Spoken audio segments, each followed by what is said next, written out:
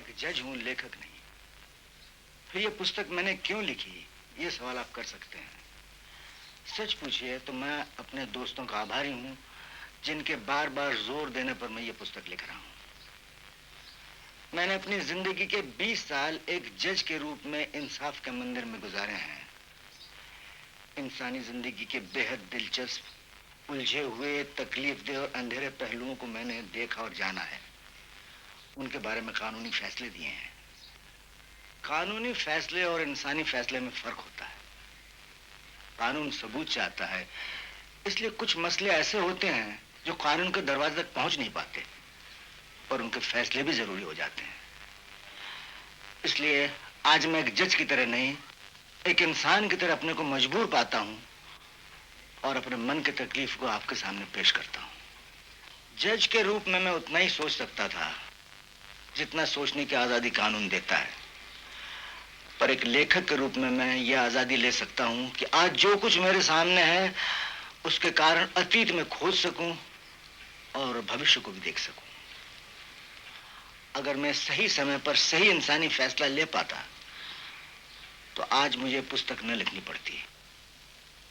अब ये समझिए कि यही मेरा प्रायश्चित है।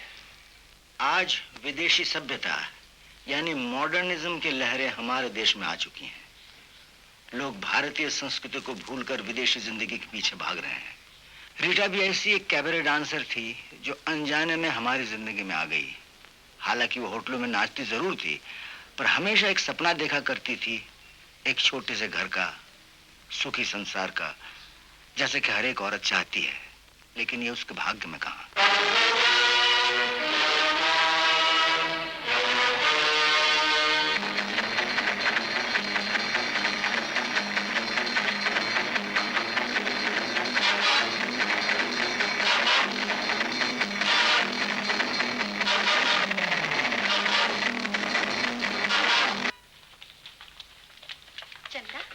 खाने के लिए बोल दो, अपना भी और मेरा भी।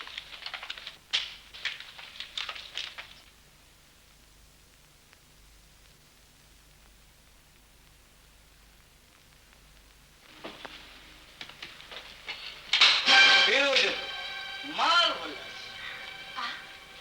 यहाँ और कहाँ हो सकता है हुस्न का गुलाम।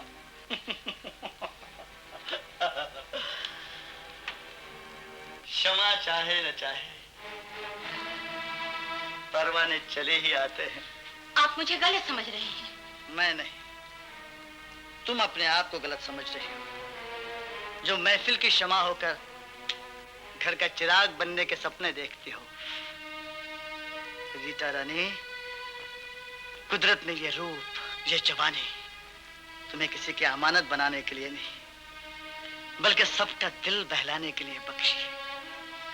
मेरी मानो, इस रूप की धूप में माल इकट्ठा कर लो। नेक ख्याली के लिए शुक्रिया। अब आप यहाँ से जा सकते हैं। रीता, रीता, ये मत भूलो कि मैं तुम्हारा बॉस हूँ। मैं तो नहीं भूली, लेकिन आप अपनी शराफत भूल रहे हैं। तो अब एक नाचने वाली से शराफत सीखनी पड़ेगी। सीखने की उम्र नहीं रही, वरना एक शरीफ औरत से ऐसा बर्ताव न करते। शरीफ?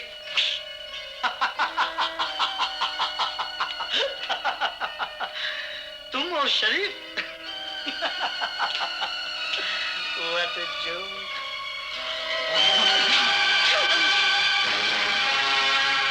तुम्हारी ये जरूरत? शरीफ?